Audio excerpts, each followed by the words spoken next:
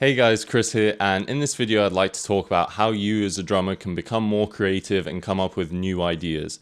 Now obviously this is super important as a musician as you want to continue to push boundaries and expand your arsenal and vocabulary, right? So there are many ways you can go about this, and it's obviously worth pointing out that the more you practice and the longer you've been playing for, this will improve as well. But I'm going to go over some tips and pointers that have helped me, and hopefully they can help yourself. Now, I always like to compare music to being a language. I mean, it really is. So, like someone who only speaks basic, I don't know, say Spanish, as opposed to someone who speaks fluently, their vocabulary, their expression is going to be very limited and based around what they are able to say. So that's going to be key. Now, how you can go about starting to expand this is obviously going to be studying other drummers, other musicians, those who already have an expanded and larger vocabulary than yourself, or simply different from yourself, is going to have a lot of benefit in learning, studying, listening, and absorbing what they know, what they say, and what they convey. Now, in my previous video, I talked about how every musician has their own unique voice.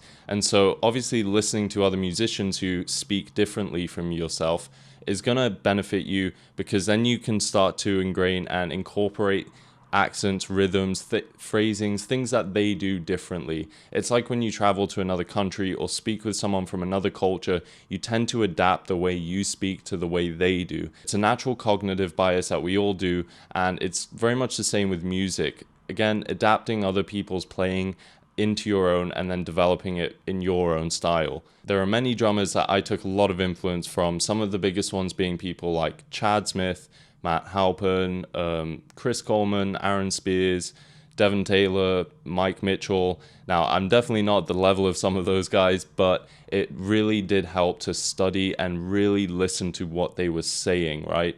That influenced me and gave me a lot of new ideas that I hadn't come up with myself. They've already paved the path, so that was so worthwhile and still is for me to go back, listen, and to also listen to new drummers and what they have to say. A lot of new ideas arise from doing that. So that's something I'd suggest. And again, this is going to be an external way of getting new ideas and expanding on your creativity. Now, another external source for ideas and creativity would be to receive criticism.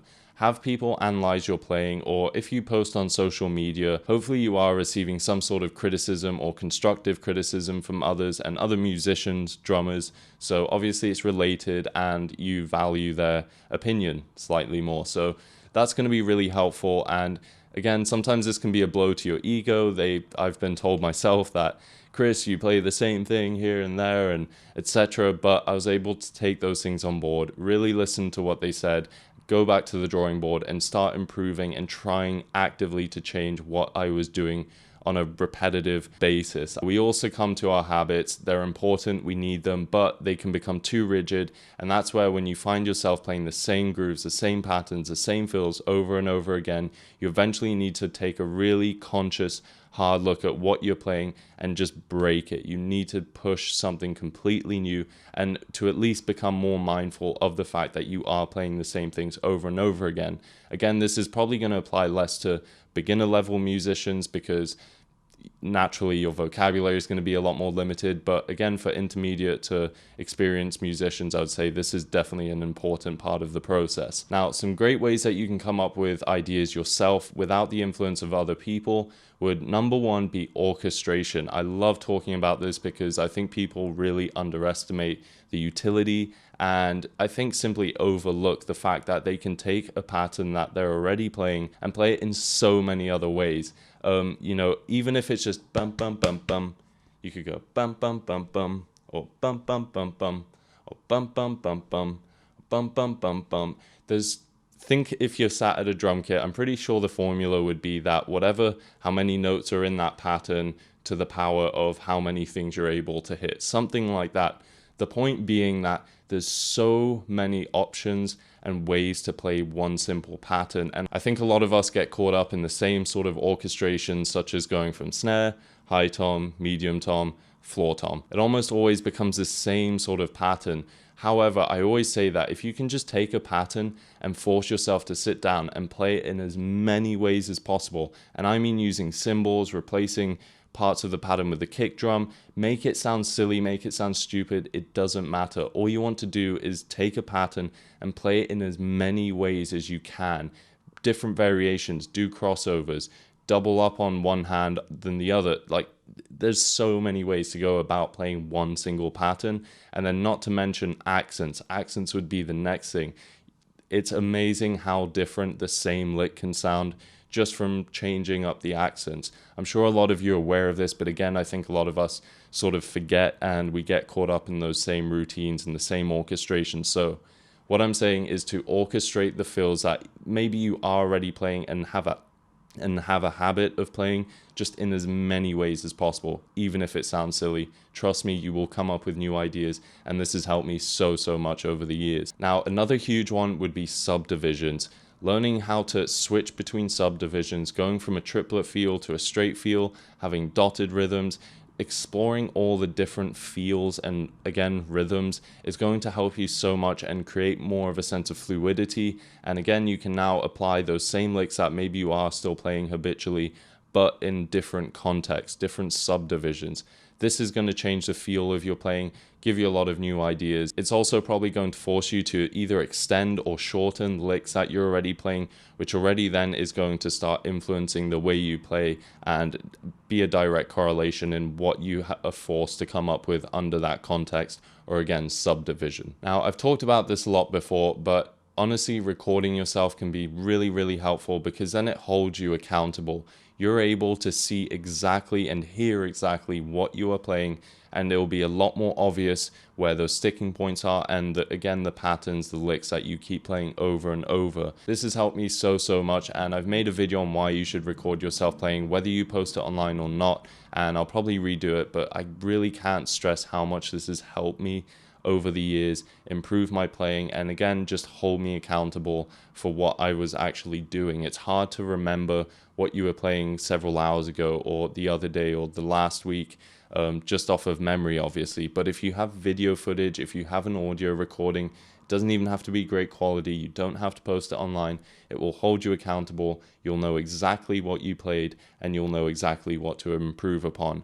And in listening back to it, I find a lot of the times it's like when you listen to a song, probably as a drummer, I do this, I'm coming up with my own grooves, I'm playing over the rhythms that I'm listening to. It's the same thing with my own playing. When I look and listen back to my own playing, I start coming up with new ideas to play on top of that. I'm able to see and hear where I should have changed the rhythm, changed the pattern, how I could have developed it or brought it down, brought space into it, whatever it may be. So reflecting on your playing is such a huge and beneficial part of improvement.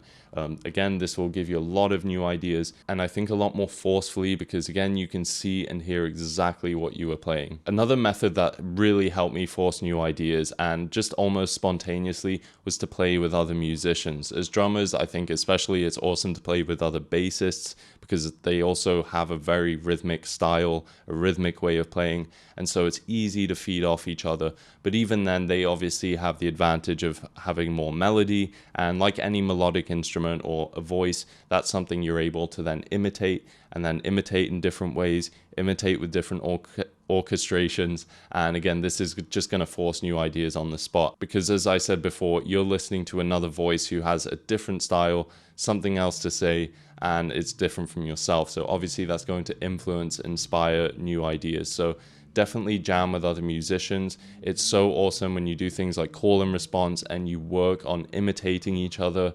It just creates dialogue, conversation that you probably haven't had before.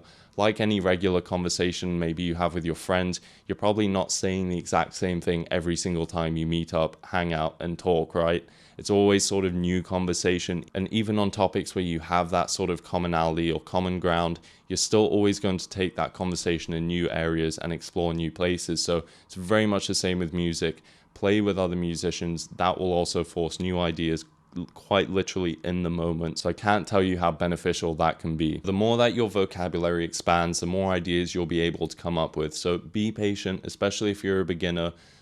Over time, you'll find that ideas will come to you a lot more easily than in the earlier stages. So be patient, hang in there, and just keep being inspired by other musicians, play with other musicians, reflect on your own playing, but most importantly, have fun and be patient. Now, if you've stuck around this long, I just want to say thank you for your time, and I appreciate you watching. If you'd like to see more, you can always subscribe, leave a rating if you like, and create any sort of dialogue, conversation below. I really appreciate that. If you want to see daily footage and more drumming clips of me, then my Instagram is chrisjenkinsdrums. And yep, until then, I'll see you in the next video.